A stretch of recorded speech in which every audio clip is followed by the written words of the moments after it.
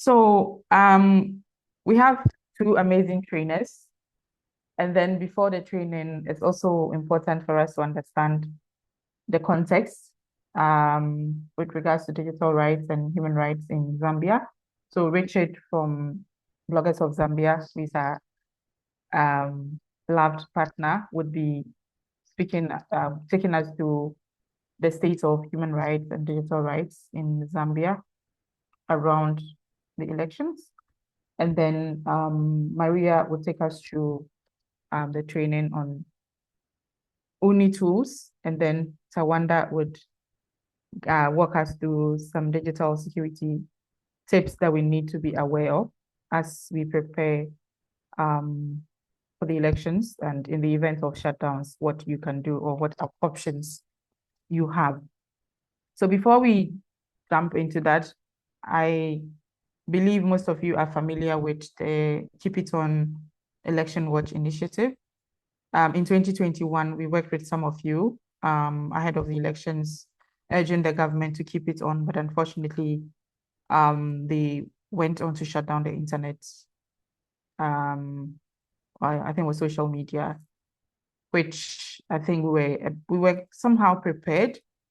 We didn't expect that to happen, but it did happen, and so we learned to the importance of preparing ahead of time before a shutdown happens.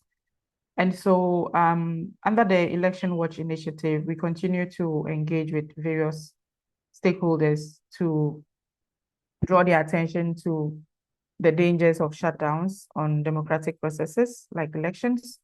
And of course, more and more governments tend to shut down the internet during elections, some to keep themselves in power, some to rig the elections, and some to cut off the opposition from actively participating in the electoral process. So in 2025, we documented 12 election-related shutdowns. I think it was the same as in 2024, which was supposed to be a year of elections. At the same time, we also saw some positive developments, including the adoption of the ACHPR resolution denouncing election-related shutdowns. And then that was in 2024. And then in 2023, the FOC also put out a statement urging member states and governments across the globe to refrain from shutting down the internet during elections. Last year, we also saw, following the elections in Tanzania, the African Commission on Human and People's Rights put out statements to denounce the shutdown imposed by the Tanzanian government. And then we also had the African Union Election Observer Mission and the Southern Africa Development Community both acknowledged the impact of the blackouts that happened in Tanzania on their election monitoring efforts. And then, of course, they also declared the elections undemocratic, given how restricted civic space was during the elections. We also saw how much damage was done in the sense that the government claimed to have won the elections by 98%, which is ridiculous. But of course, we also saw the human rights violations that took place under the cover of the internet blackout. In 2026, under the Election Watch initiative, we are monitoring 10 or so elections. This list sometimes is updated because some elections with the dates are not fixed, or some of them change or move. And so we continue to monitor the trend. Before I hand over to Richard, it's also important to note that the ACHPR and the UN, some UN experts, did also warn the Ugandan government to keep the internet on during the elections, but unfortunately that did not happen.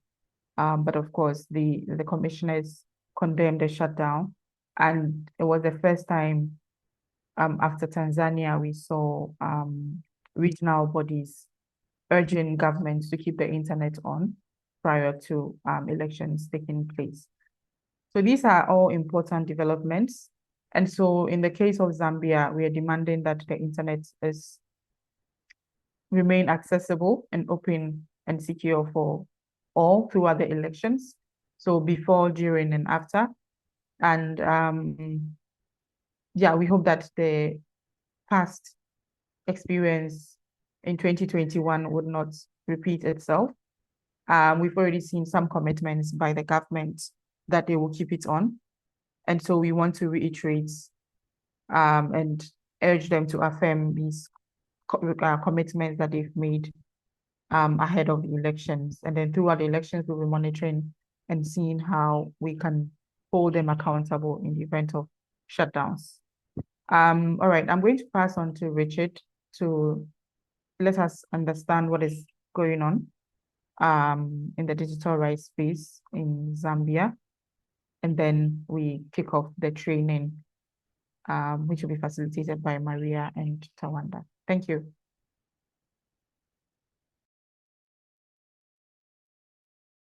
How is everybody? Thank you so much for this interaction. It has been long. Apologize, I'm on leave, and I think the internet where I am could be bumping, which is a digital rights issue in Zambia.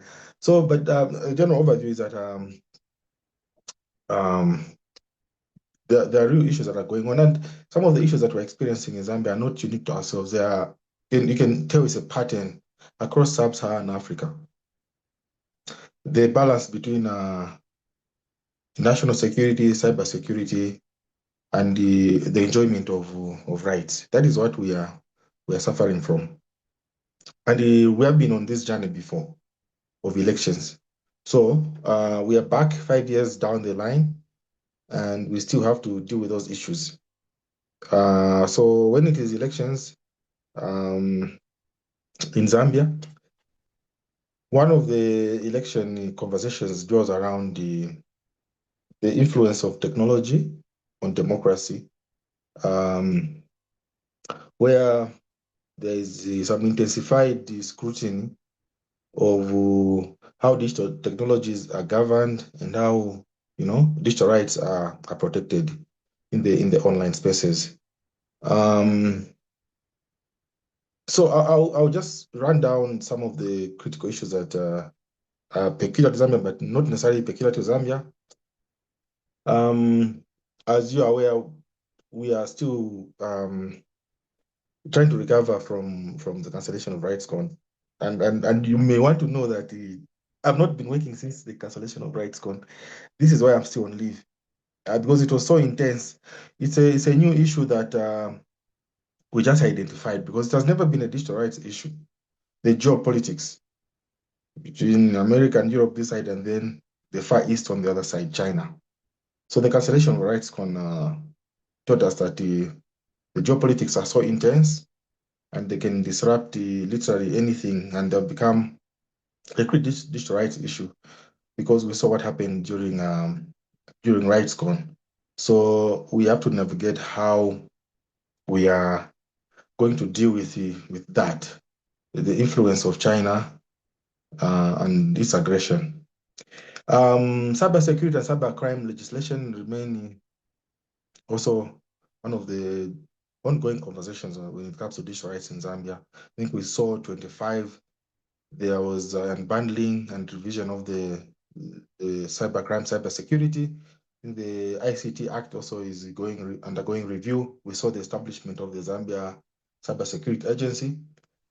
And at Bloggers of Zambia, we are digging deep into the operations and just establishment. You should realize also that there's a duplication in terms of legislation between Cybersecurity Agency and the ICT regulator. For some of the functions for the ICT regulator have been moved to the Cybersecurity Agency. So there's a conflict there, and there's some shadow boxing that is going on.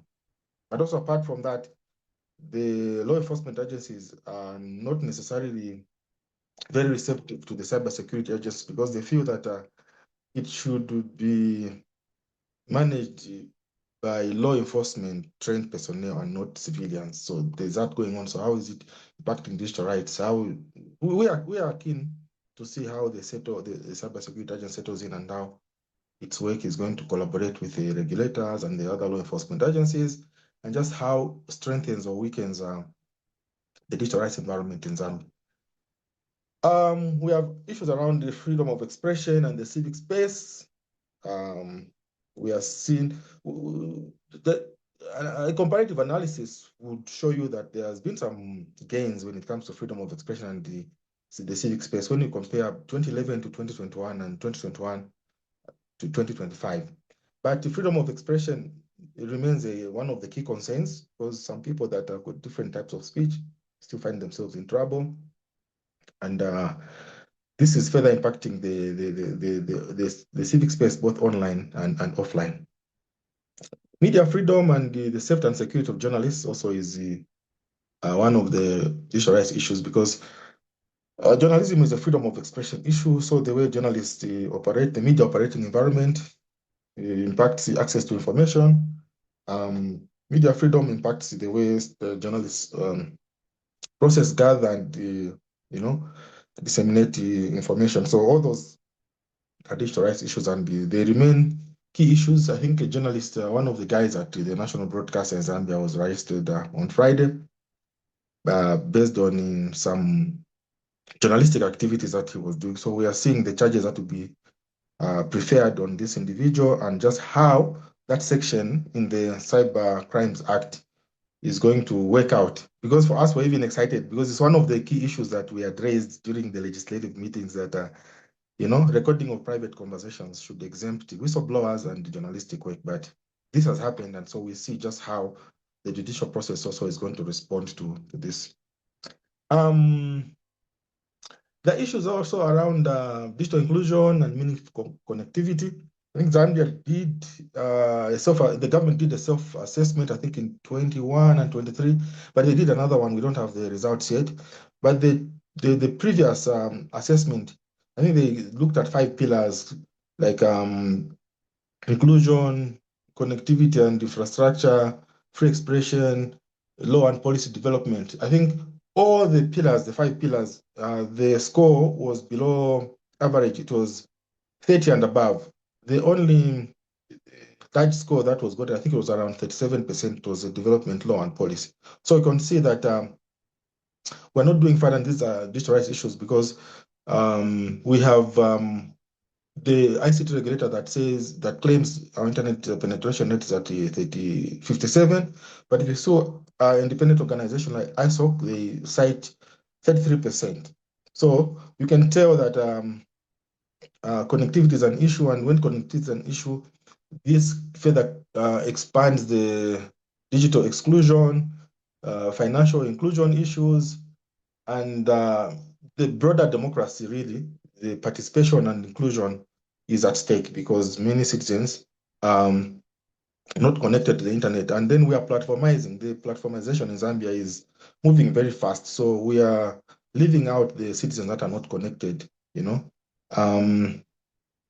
Media information literacy is another issue. If you have seen the reports that are coming out, the other digital rights issue, the protection of citizens online,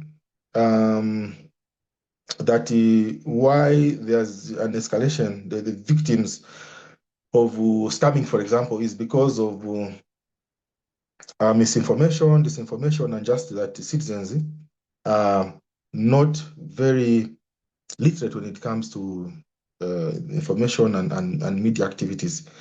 That is why in the report we are seeing that there is an escalation, there are claims of escalation of information disorders, misinformation and disinformation, and it is rife in these elections, because the fact checking that we are doing ourselves and our partners is showing that most of the statements that are actually going on online, the majority of them are false. And this is generated both by the ruling party, the government, and the opposition, but also there's also an influence of foreign information manipulation and interference. So in the interest of time, in the work that we do with our partners that are here and everybody, we are looking at some emerging priorities for Zambia, such as the implementation of cyber legislation, which we are saying that should be constitutional, it should be in tandem with the regional and international best practices.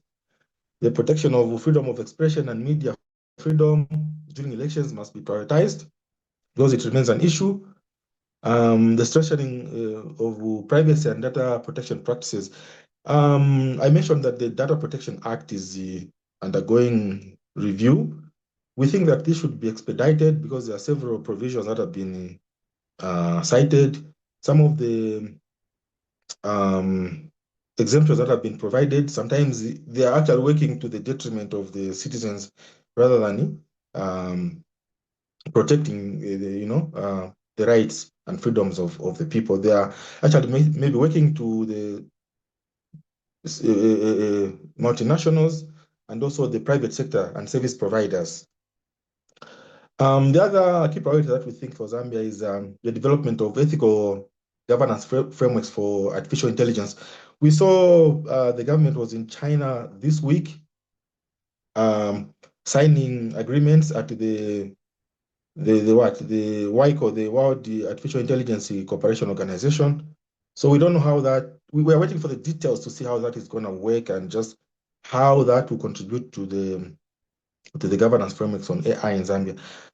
We can say that yes, we at least in Zambia we have got some document speaking to this, but we think that more can be done in order to ensure that the integration of artificial intelligence in everything that we are doing is governed for the protection of our rights and freedoms.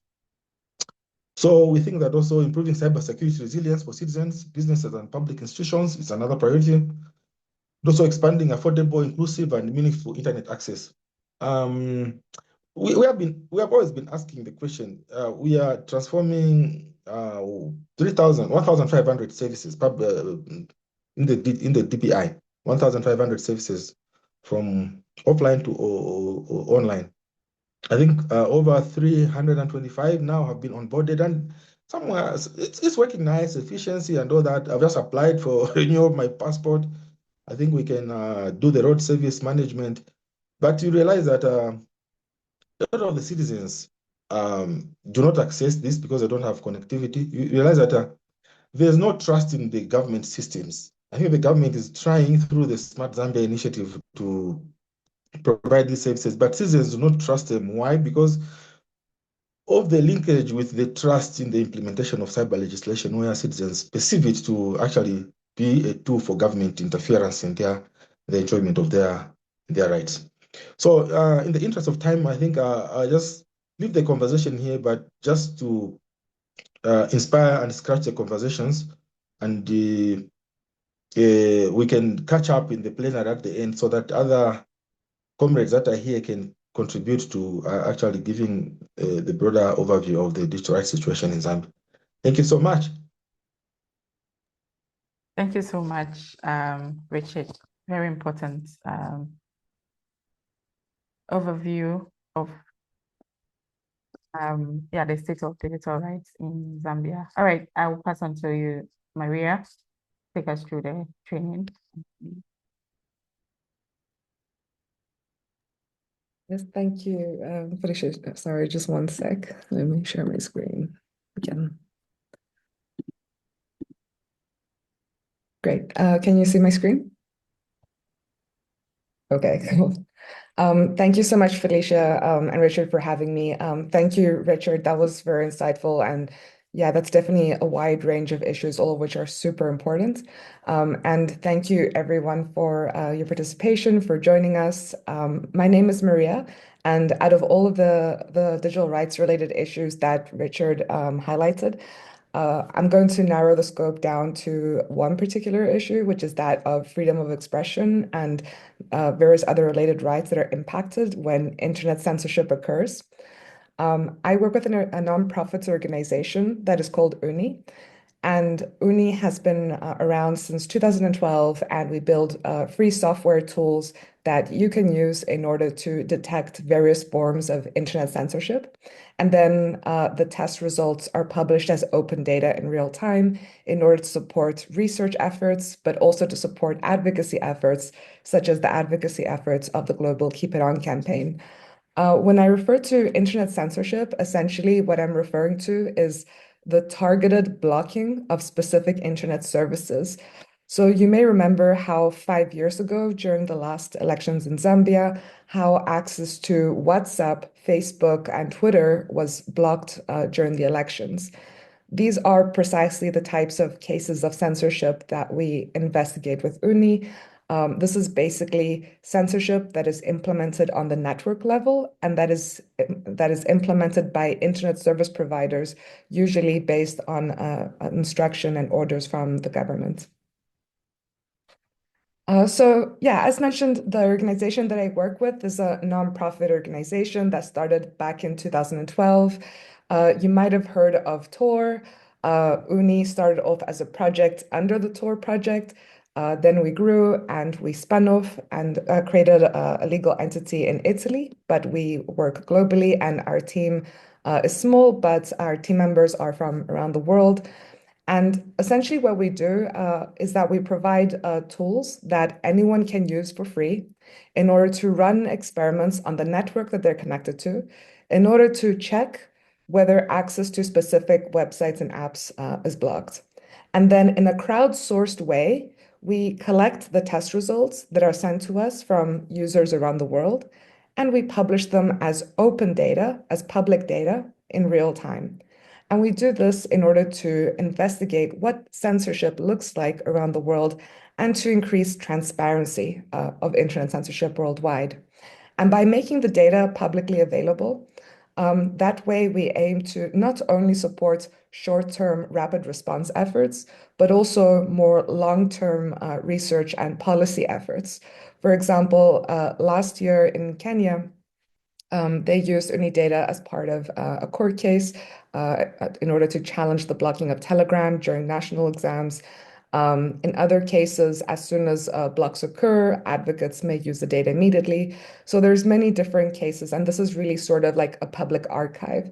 So by using our tools and by contributing measurements and by participating in the community, you really would be participating towards contributing towards the largest open data set on internet censorship worldwide. And thanks to our global community, we have had the opportunity to publish more than 3 billion measurements from literally almost every country in the world from 2012 to date. And every day we have test results sent to us by community members in around 180 countries worldwide. So if you would like to participate in all of this and specifically, help contribute data in order to monitor internet connectivity during the elections, but not only during the elections, I think it's important in general for all of us in all countries to run these tests in order to contribute data on an ongoing time so that we can historically have a view of what is happening on the internet and when and what is blocked.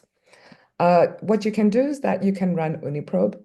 Uniprobe is a app that my team has been developing since 2012. It is completely free and it is open source and it is available for all platforms.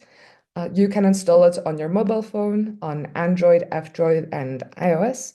And you can also install it on your laptop, on Windows, Mac, and Linux. And so if you install Uniprobe, this app essentially has a variety of different tests. And these tests are running checks on the network that you're connected to. So let's assume that you're connected to MTN, then you're basically checking to see what MTN is blocking on that network.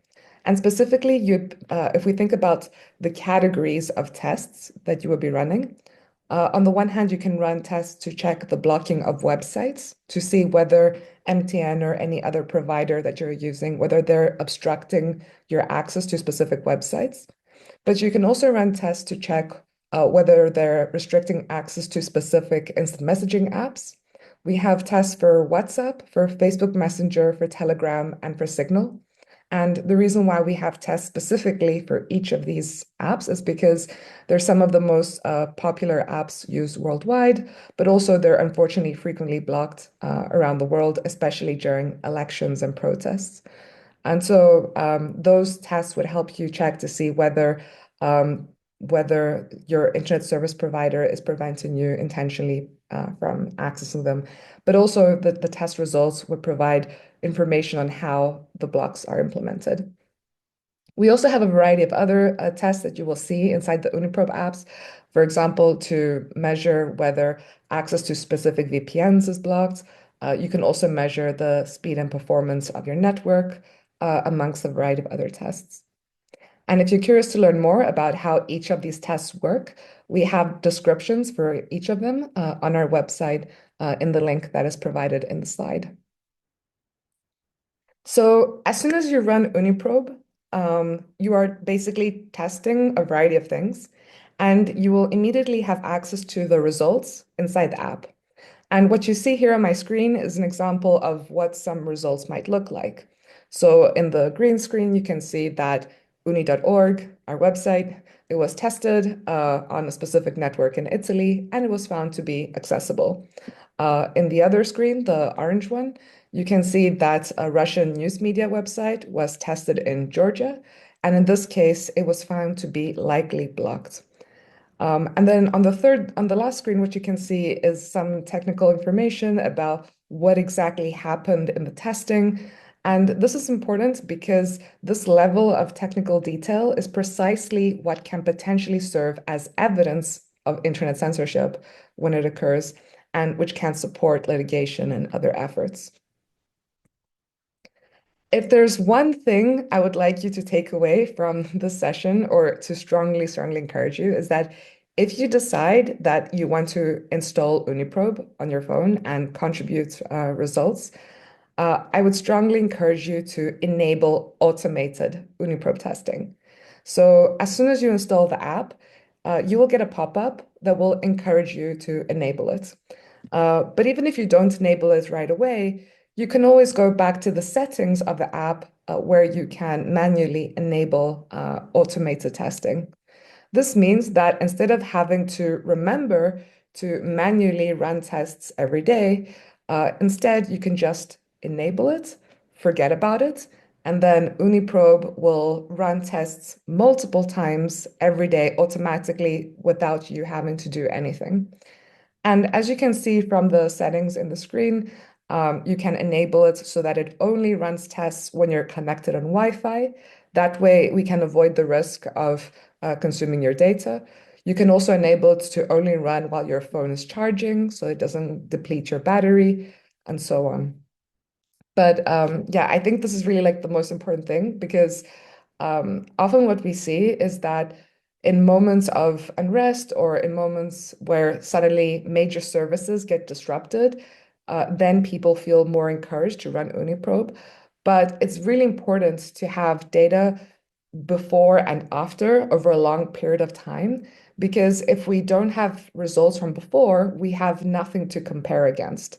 So ideally, as more measurements are contributed on an ongoing basis, the better, not just for the specific next weeks and the specific context, but also in the long picture, in the big picture. I think it's very interesting for everyone to know what the internet looks like and what the accessibility of services looks like in Zambia and around the world on an ongoing basis. This is something that will not only be useful in the short term, but also in the future for future researchers and historians. And you have an opportunity to contribute to that. However, I should highlight that in theory, there might be some potential risks associated with doing this type of testing. I should highlight that on the one hand, anyone who is monitoring your internet activity, such as your government, such as your internet service provider, because they are monitoring your internet activity, they can see that you're running Uniprobe, as well as they can see all the other software that you're running. Basically, it's not technically possible to really hide which tools you're using if your internet activity is being monitored. And that's true for Uniprobe, and it's true for everything. The other thing to keep in mind is that the default testing with Uniprobe will include a very wide range of many different types of websites. And the reason why we have this diversity of websites in the testing is so that we can check and to learn what types of content are blocked in each country around the world. But some categories of content might be more provocative or more risky to test in some countries versus others. So that's something to be aware of. And we strongly encourage you to review which websites you would be testing, and to customize your testing and to limit it to the websites that you feel comfortable with, if that is the case. And another thing is that, as mentioned, as soon as you run Uniprobe tests, the test results will be in the app, but they will also be published as open data in real time. And this is, on the one hand, to increase transparency of internet censorship, which is my organization's mission, but it's also to enable researchers and advocates in Zambia and around the world to be able to learn what is happening on the internet. However, I should also highlight here that because because our tool is run around the world and often in very high-risk environments, we have designed our tool since the very beginning to take the privacy and security of the community in mind. So what this means in practice is that we do not collect any IP addresses or any personally identifiable information. So when I say that the test results are published, this is just like technical data, say describing like whether the tested service is accessible or not, and so on. Like there's no information about you or anything like that. But still, we believe it's important to be transparent about all of this. And we believe that it's important for you to have as much information as possible when deciding to participate in such testing. And that is why we have published detailed documentation on our website about potential risks based on consultation that we've received from lawyers. However, I really should highlight that this is very speculative in the sense that, to the best of our knowledge, no one has ever got into trouble as a result of doing this type of testing. And in fact, we have been running for 14, 15 years now, and some of the countries which contribute the most test results are countries like Russia and Iran, which are very high-risk environments, and yet we haven't heard of anyone get into trouble or anything. And we do our best to sanitize the data and ensure that nothing personal is leaked. That said, I think it's important to be aware of this, and also to note that that is why when you install the app, there is an informed consent procedure. So if you decide to install the app, you will see that there's initially a pop quiz. And the pop quiz has two basic questions. The one is about the first thing that I said before, that is that anyone who is monitoring your internet activity will know that you're running Uniprobe. And the second one about the data being published. So the reason why we have a quiz is because we want to acquire your informed consent in an active way, where you understand the two biggest potential hypothetical risks involved. Also, there are various choices you can make in order to customize your use of the tool, depending on what you feel comfortable with, depending on your preferences, depending on your goals, and depending on your threat model. So for example, you can contribute to the types of websites that are tested. You can limit your testing to only the websites that you feel comfortable with. You can limit your testing to only the tests you feel comfortable with. In the privacy settings, you can disable the publication of results. But then if you disable publication of results, it means you need to analyze them yourself.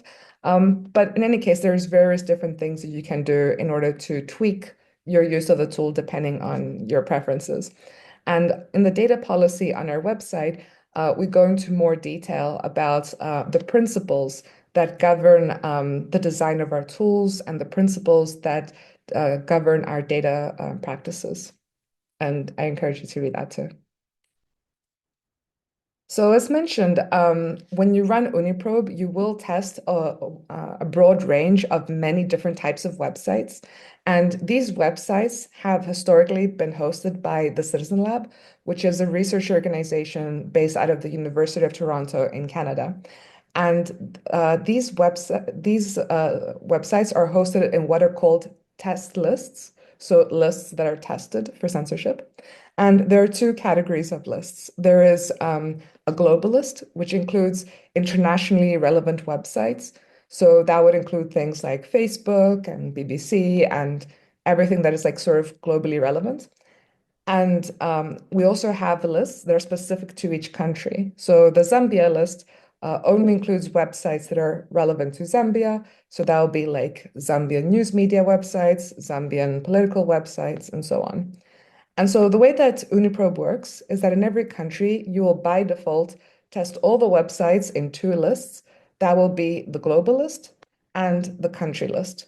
And the country list will vary depending on the country from which you are running Uniprobe. To enable community contributions to these lists, we have built a test list editor, which is a web platform through which you can more easily review the websites that you'll be testing and contribute to these lists. And community contributions are super important because they require so much local knowledge and expertise that we obviously don't have. And so over the past 10 plus years, these lists are constantly dynamically updated with new websites that are added, removed, and changed by community members around the world. And so leading up to the elections, I strongly encourage you to review the list for Zambia. And if there are any websites that you think are worth monitoring for potential censorship and that are worth testing, especially during the upcoming elections, please do feel encouraged to contribute them to the list. What we have seen in the past is that sometimes election watchdog websites get blocked during elections, or political opposition websites get blocked during elections. Maybe critical independent news media websites get blocked during elections. So these are some of the categories that we've seen are usually more at risk. But you will obviously have much more knowledge and context and information available. So if you can contribute, that would be fantastic. Alternatively, or additionally, through the Uniprobe app itself, you can directly limit your testing to the websites that you care about, or you can directly on the spot test whatever you want to test.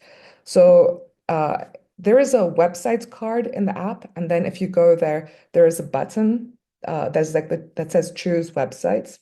And if you tap on that, you'll have the screen like the left one that you see here, where you can manually type the website that you want to test, tap run, and you will test it immediately. That way, you don't necessarily have to limit yourself to the general testing of all the websites, but rather you can immediately test the thing you want to test. The thing that's important, though, is that if you do your own testing, please ensure that the URL of the website is typed as accurately as possible, because a mistyped URL, a mistyped website might lead to inaccurate results. If you're unsure, it's definitely worth checking it in a normal browser and maybe even copy pasting it from a browser into here. The other thing that you can do is that, again, through the settings, you can limit your testing to the categories of websites that you feel most comfortable testing. So as I said, by default, Uniprobe will test 30 broad range categories, which include a little bit of everything. And that is because we're trying to discover what types of content are blocked in every country. But if you are, for example, only interested in monitoring news media, you can go to the settings and disable the other categories and only leave news media enabled. Or if you're only interested in 5 of the categories, you can leave those. You can basically dynamically tweak and adjust the type of testing you're doing on an ongoing basis, depending on your goals and needs. And I won't get too much into this, but this is another tool that we have, which is used together with the apps. This is called UniRun. I would love to go into depth because this is my favorite tool, but I don't think there's much time. But what I will say is that there might be the case that you might receive links from this thing, either from me or from Felicia or from Tawanda or someone else. But essentially what this is that an UniRun link is an Uniprobe link that you can use only with the Uniprobe app. And this enables you to test a very specific list of websites. So, and this is usually used as part of rapid response efforts. And it is used in order to coordinate the targeted testing of very specific websites with specific users that you share this link with. So let's imagine that we're back in August 2021 during the last election in Zambia, and people start to notice that you're starting to notice that you're unable to access Facebook, you're unable to access Twitter, and we want to investigate what is happening. So we want to specifically test Facebook and Twitter. We don't want to be testing all of the random websites that Uniprobe will test. In this case, Felicia or I or Tawanda or Richard or someone might share with you a link, which is only for the testing of Twitter and Facebook, because we suspect those to be blocked. And what will happen is that you'll receive this link, you will install it in your app, in your Uniprobe app, and then you can enable it to run automatically, and it will automatically test Facebook and Twitter many times on an ongoing basis, and automatically send the results for publication. That way, we can increase the testing of the services that we care about, in a very targeted way with the community. So yeah, if you do receive such a link, this is what it's about. And on our website, we provide a lot of information about the platform, and we also provide case studies on how this has been used by communities around the world as part of various rapid response efforts. So I've mentioned quite a bit that the test results are automatically sent to us, and we automatically publish them as open data in real time. And one place where we publish the test results is a web platform called UniExplora. And UniExplora we built in order to enable researchers and advocates and journalists and everyone in the public at large to more easily navigate and explore the data and discover various forms of internet censorship. It includes various different tools. It includes a search tool through which you can filter the results based on the country that you care about and based on many other parameters, such as the date range, the network, the website category, the website, and so on. And then you can explore every test result separately. We also include a measurement aggregation toolkit, which is basically a tool through which you can generate your own charts based on aggregate views of the data. And I feel like this is very helpful because instead of looking at test results one by one, it's important to see many test results over a long period of time in order to identify patterns. And so what you see here is UNI data from the testing of WhatsApp in Zambia in August 2021. And what you can see here is that WhatsApp was blocked between the 12th to the 14th of August. And you can see that because there's all that orange. If you were to click on this, you'll be able to get the individual results. So yeah, what you do see here is that there's a very clear pattern from the aggregate view that WhatsApp was blocked during those days from all the orange. But what we also see is that there weren't many test results before and after the election, only during. So we don't have anything really to compare that against. And this is why my initial point about enabling automated testing in order to contribute results on an ongoing basis is so important, especially for the next month. And this data will support research efforts such as our own. 5 years ago, we published a short report documenting the blocking of WhatsApp, Twitter, and Facebook in Zambia during the elections based on the analysis of the data that was contributed from Zambia. But also, this type of data has supported a wide range of other research efforts as well as advocacy efforts.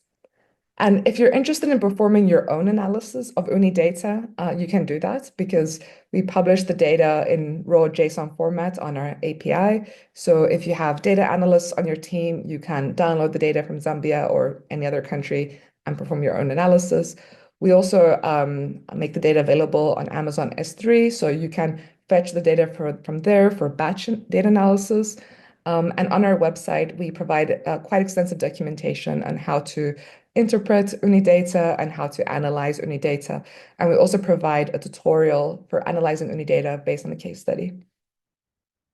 And finally, beyond research efforts, UNI data does support advocacy efforts around the world as well, such as the Keep It On campaign. So you would be contributing towards larger efforts. And this is an example from advocacy efforts by the Keep It On campaign 5 years ago. So in summary, and I'm sorry if I've taken too long, I would love to see you involved. I think the key takeaway from what I've shared is that if you feel comfortable doing so, I would love for you to install UniProbe and contribute test results. If you're interested in contributing websites for censorship monitoring, that would be great too. And we also have public Slack channels at slack.uni.org. Would love for you to join the community and participate in discussions. It's public, so anyone can join. And there you can find me and my team, and we encourage you to message us with any questions you may have, any support you may need, and to generally participate in relevant discussions. And I look forward to hearing your questions. Right after, towards the end of the session, but because we're running a bit short of time, I will pass it in the meanwhile to Wanda. Thank you.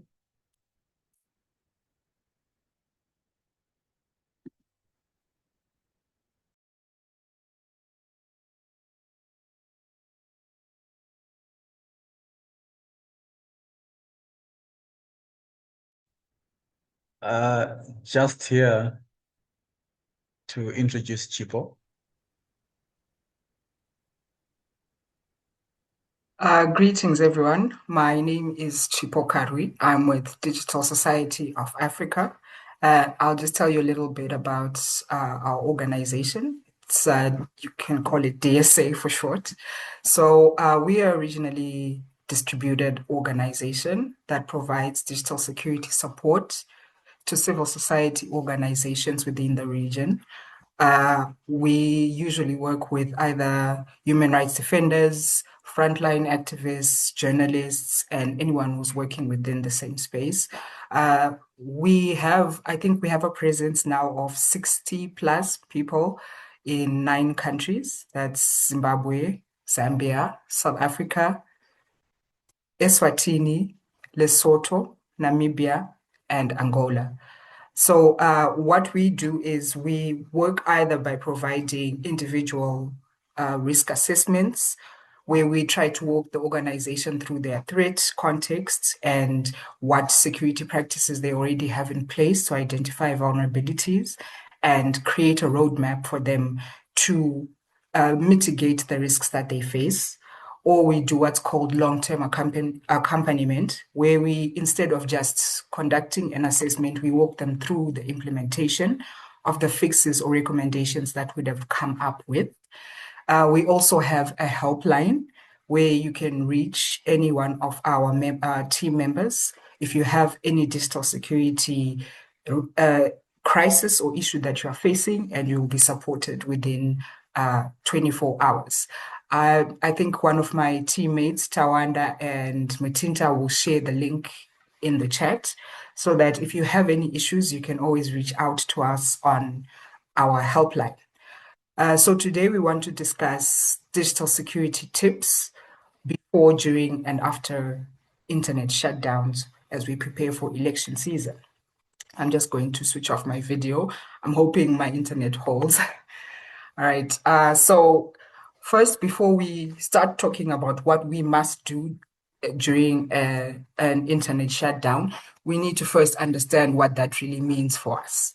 So an internet shutdown can either be where you have blocked sites, as Maria was talking about, where you have applications, specific apps or websites that are blocked, or the internet is extremely slow. So this is usually what's called throttling, where they make the internet intentionally slow so that nothing really can go through to the internet.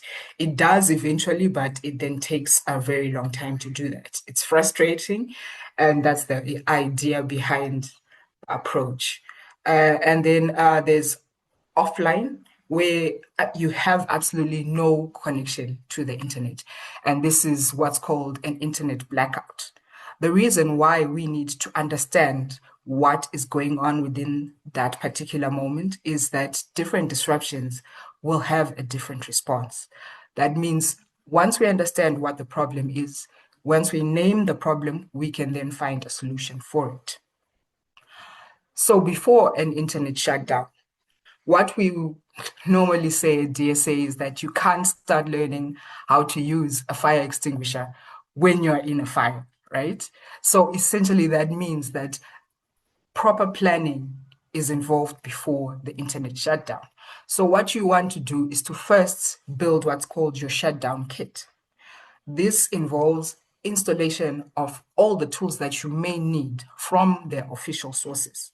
We stress the from their official sources because, of course, there's malicious sites and users that then create imitation applications, especially for circumvention tools. So we're going to talk a little bit more about that as we proceed during our session. Saving circumvention details for Signal. So what we mean here is that, for example, when you are planning to use an alternative communication method, you are supposed to then share with everyone within your circle or your organizational space how you are going to use Signal and some of the security measures you're going to use within that tool. It's also a very good idea to download offline maps, contacts, and how you're going to be communicating or continuing your work during this time. So this is essential because if you're prepared for the actual event, you know when you're going to enact a particular plan that you have put in place and you've actually practiced it so that it's not one of those in a panic, you're trying to learn how to do A, B, C, D, and different people are doing different things. You also want to test the tools that you want to use. So before you use a tool, you have to know exactly how it works. Like I said, you can't learn to use a fire extinguisher in a fire. So test all the tools that you're going to need to use to make sure they are working correctly, they have not been discontinued or anything like that. So another very crucial thing that you need to do is to share what you are supposed to do with your colleagues. So just knowing the plan and not having every single one of you within the team, knowing how you're going to respond to any situation does not really help your organization or your team. What that then means is that whoever is unaware of the plan becomes the weak link. So you're only as strong as your weakest link. A very crucial thing to note is the communication plan. So because most of the time during election season, the most important tools that are usually blocked, like we saw in Maria's presentation, that WhatsApp was essentially blocked. We need to have a plan for alternative communication platforms. So we already recommend that you use Signal as a communication platform that is more secure over WhatsApp. However, within Signal, during times like elections and when there's some blocking of tools, you'll find that Signal has become quite known within the world that it is a secure communication platform. So you'll find most governments would then move to block platforms like Signal. So there is a tool within Signal called the censorship circumvention, where you can access it through going to your Signal application, opening your settings, going to privacy, and then advanced. You'll scroll and you'll find where it says censorship circumvention. So essentially what this does is instead of trying to reach the Signal service directly, it finds an alternative route for it to then reach the service. So it may help in a situation where Signal itself is blocked. You can also use tools like Brian Nearby, reverting to calls only or SMS, or just having in-person check-ins. So your plan has to outline who checks on who, which then becomes what's called a buddy system. So a buddy system enables you to check on each other during a total blackout or a throttling of internet, and you cannot reach each other through conventional means. So you have to have a plan in place to say, if I don't hear from Felicia within the next hour as planned, I must do the next step, which would probably be going to where she's supposed to be in that moment and things like that. So having this plan in place then helps you keep each other safe during that period. And understanding who to check in on also is part of the buddy system.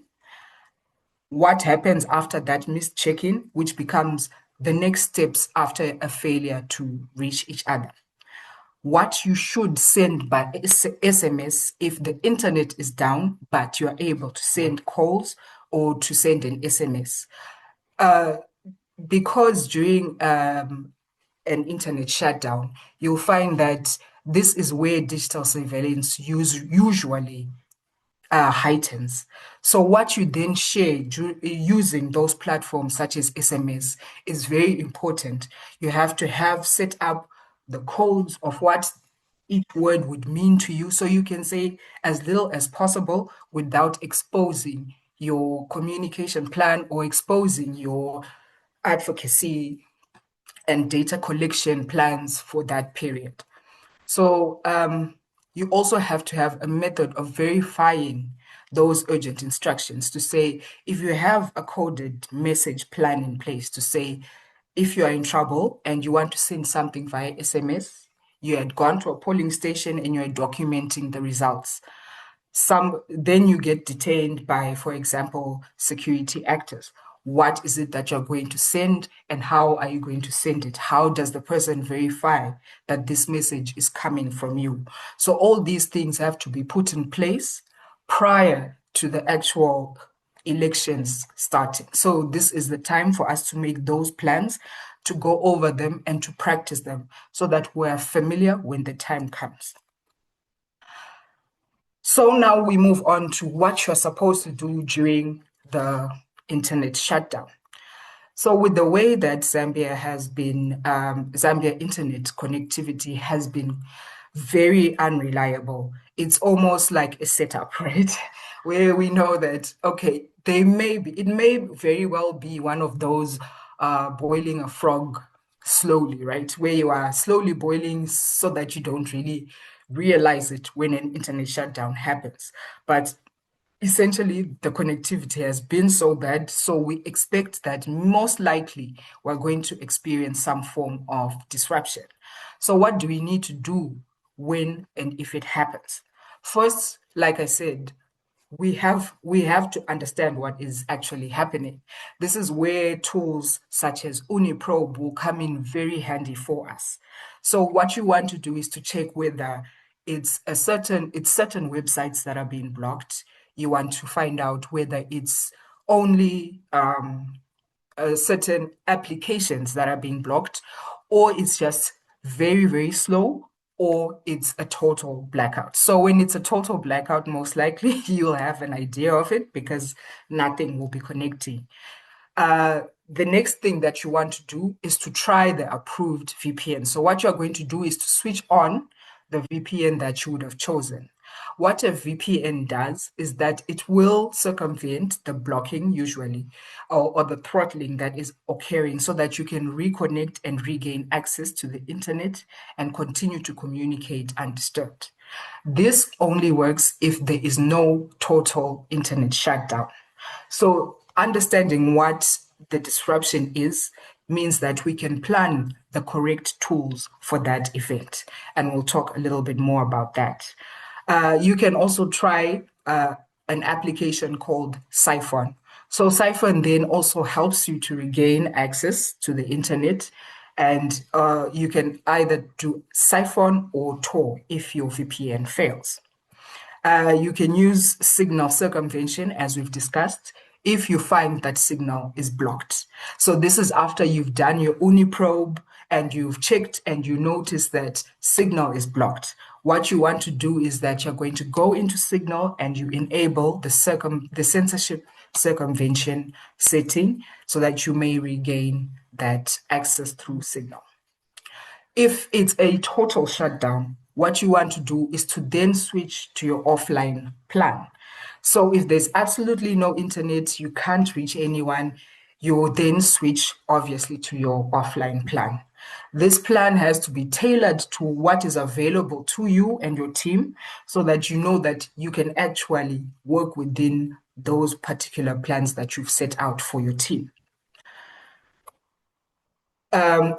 So let's say, for example, like I had mentioned, that when it's a throttling issue during an internet shutdown, you want to make sure that you're sending shorter texts so that those messages then go through. So if WhatsApp has been slowed down but not blocked, what it then means is you're going to avoid using things like voice notes, sending large files, because then those messages will take longer to get to where they're supposed to go. So you're going to then have to make sure that you use shorter messages so that those messages go through. And this is now based on the communication plan that you would have outlined for yourself to say, we're going to communicate using these particular words, saying the following and what it actually means for us. So some plans that you can put in place when it comes to complete blackout, where there's completely no network, is to use offline tools. So for connectivity, this is where the pre-planning will then come into play. For example, if we're saying we're going to use Briar, Briar is a tool that uses Bluetooth for us to connect to the contacts that exist within the tool itself. So this means that we're going to have to first make sure that those contacts exist within the tool. We've actually downloaded and installed it so that when we are nearby with the contacts that exist there, we can then communicate. So Briar right now is no longer undergoing any development or feature improvement, and it's currently in maintenance mode.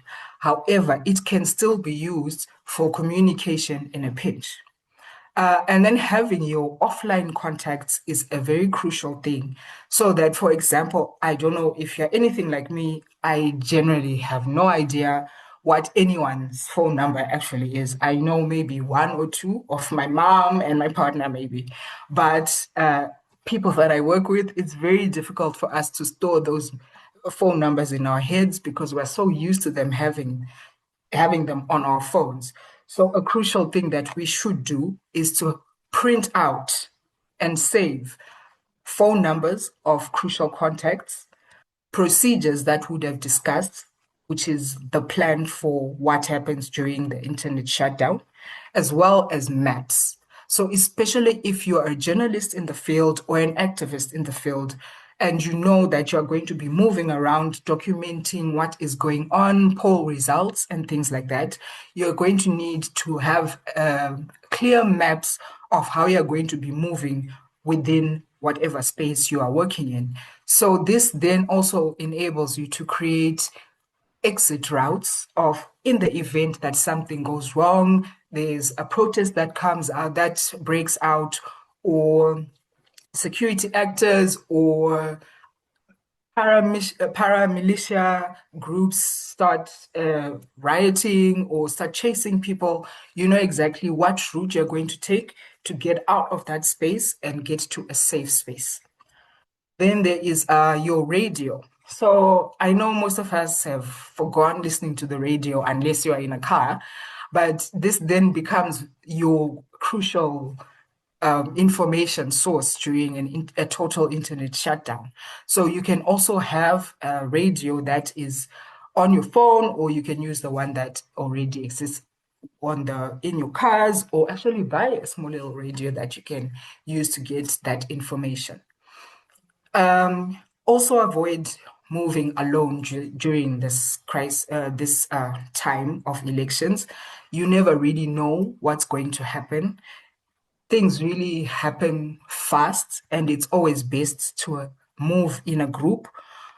Groups provide some sense of security, especially if you all know what the plan is in the case of an emergency. Use your retreating plan or exit plan when things go bad. So stop documenting, stop everything, and exit the space to keep yourselves safe. So we talked about documenting in the field quite a bit. And one tool that is essential and that can help us when we're documenting in the field is called Teller. So this is us moving around the city, taking temperature of what is happening during the election season, or we're at polling stations where there's usually a lot of security actors or paramilitia or people who are just generally unrowdy. Things get very confused during this period. So a tool called Teller can help you to take images, video, or audio safely. So inside, within the tool, is when you will then be able to capture your media, and it doesn't save any of the captured media. That means if your phone is confiscated, they are not able to then view anything that resides on that particular device because they won't find it in the usual space that they would probably check first, which is your gallery. It also then encrypts all the files and can be camouflaged to look like something else. So you can either make it a calendar or a calculator, and only you would know how to get in and out of that particular app. You can also set it up to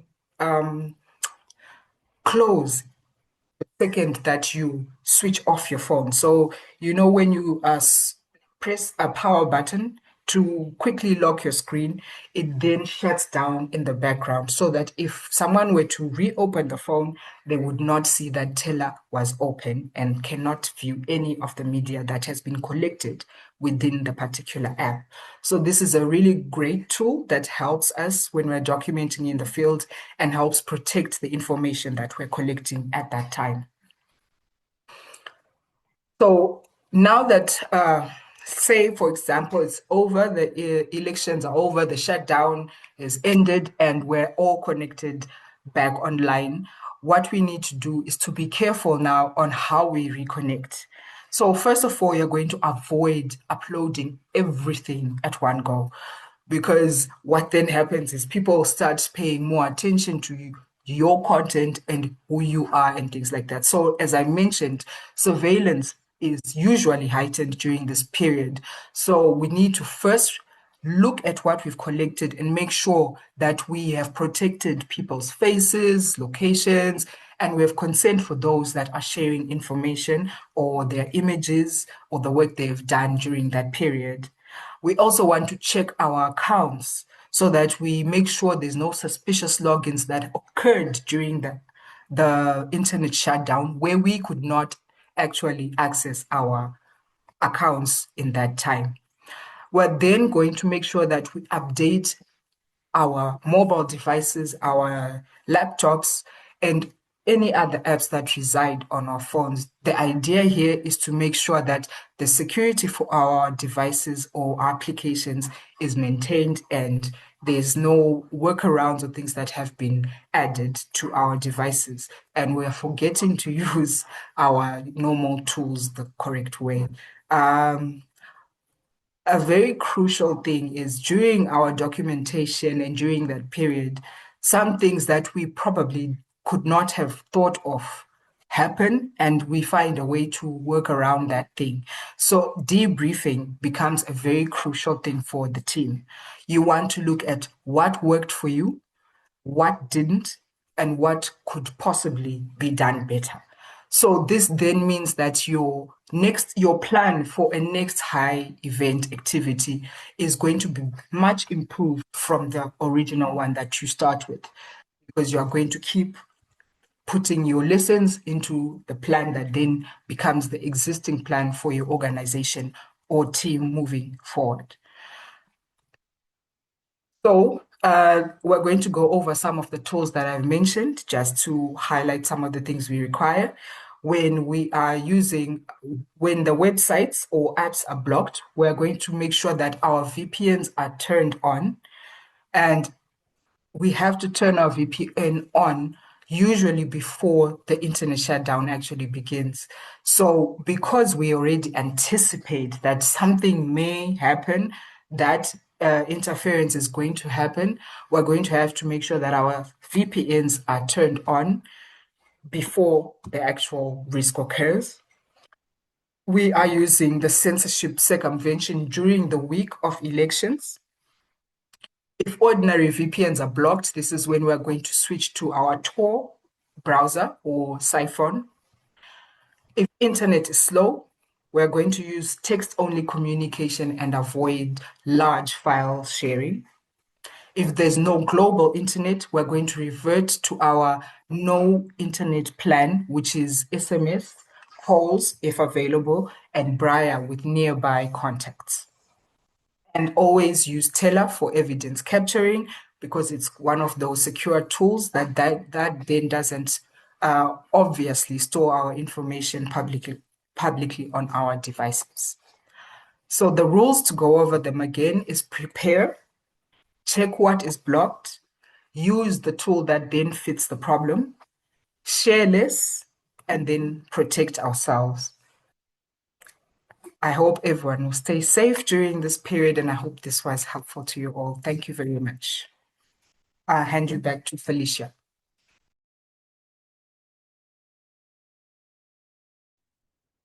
Thank you so much, Chipo. This was really, really, really great and insightful. And thank you, Maria, as well. All right. We have 15 minutes left. So we're going to open the floor for questions, for clarification, or for comments from the audience. So feel free to raise your hand or unmute yourself to speak.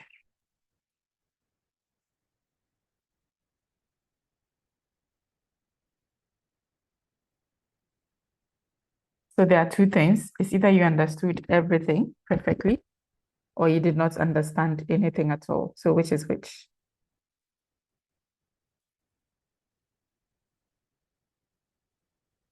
Okay. Okay, Bridget. I've got a question. Also here. There's a voice. Asa speaking. Okay. All right. I'll come to you, Bridget. Asa, please go ahead. Sorry, I joined in on the middle whilst the training had already started, coming from activist Solwezi. Yeah, so wanted to find out on these tools that we are able to use during the total shutdown of internet during the election period. Are we able to download them in advance and store them on our phones, or what should happen? And then also, are we able to get a familiarization with them this time around before the election so that we get to know best to play around them during the time of election? I think Maria and Chipo, you can respond. All right. I'll go on the tools. It's actually best for you to download and install the tools before the actual election period.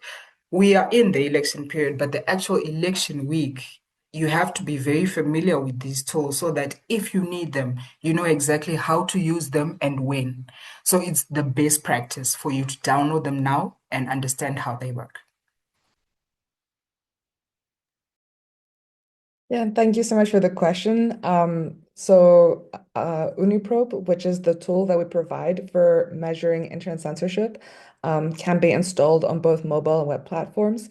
And in the chat, I've shared a link for installation. And then through that link, you can find the links to get it on the Play Store, depending on the platform of your choice.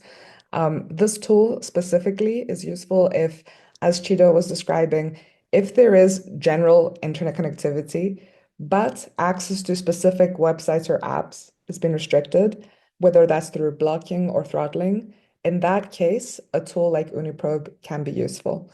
So yeah, we definitely encourage you to try it out from now. On the installation page and also on the Get Involved page of our website, we provide detailed user guides that provide step-by-step instructions on how to use the app with screenshots. I can also share those. We also have videos on our YouTube channel. So I'm happy to share resources. And yeah, if there's a general internet connectivity blackout, as Chipo was describing, like if there's no internet access, unfortunately, there's not that much that can be used because there's no internet connectivity. But there are several public data sources that are useful to refer to in order to document and have evidence of the shutdown. Those are IOTA and Cloudflare Radar. But in those cases, that doesn't require you as someone in Zambia or elsewhere to actively do something because those projects monitor internet connectivity worldwide through scanning that they perform centrally from the US. So you don't need to install anything in that case, basically. The only tool from measurement detection that the main tool that I recommend for measurement detection, for censorship detection is Uniprobe, and it's shared in the chat. Hope that helps and happy to address any questions. If you have any questions once you've installed it, please feel free to reach out to me anytime. All right. Thank you both. Bridget? Thanks, Felicia. My name is Bridget. I work with Access Now and I work with Felicia on the Keep It On Coalition within the region. And I had a question for Chipo. You mentioned two things. One, Briar is in maintenance mode. Does this mean that people who don't previously already have Briar cannot get it now? Or if they can, what would be the drawbacks of it being on maintenance mode? Like, does it mean that at some point it will stop working and it's not as reliable as it's been? And then the other question I have is on Signal, on the censorship circumvention. I just opened the setting and I see that it says it's not necessary you're already connected to the Signal service. So does this mean you can only toggle on the setting once you don't have a connection? And so you just need to know where it is, and it's not necessary for you to have a connection in order for you to access it. So it's just more of a good to know that it's here and it exists for you in case you don't have a connection.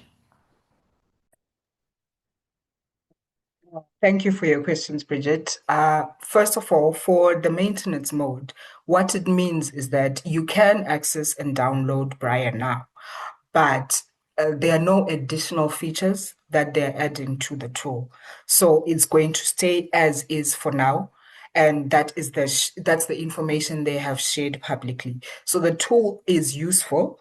It's just not going to be improved for now, unless they share any additional information.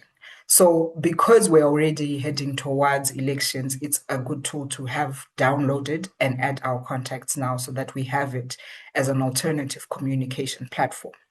Then regarding the Signal censorship circumvention, this setting is used when Signal is blocked so that it can reach Signal through alternative servers.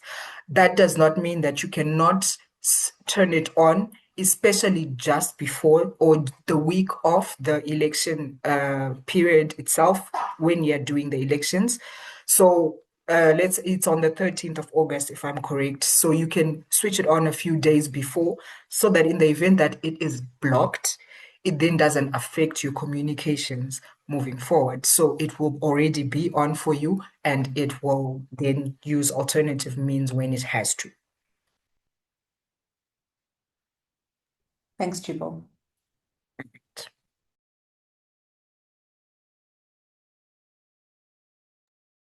Right. Any other questions?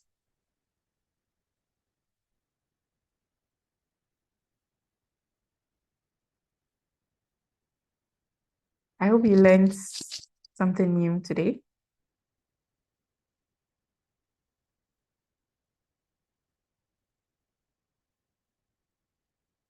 Okay.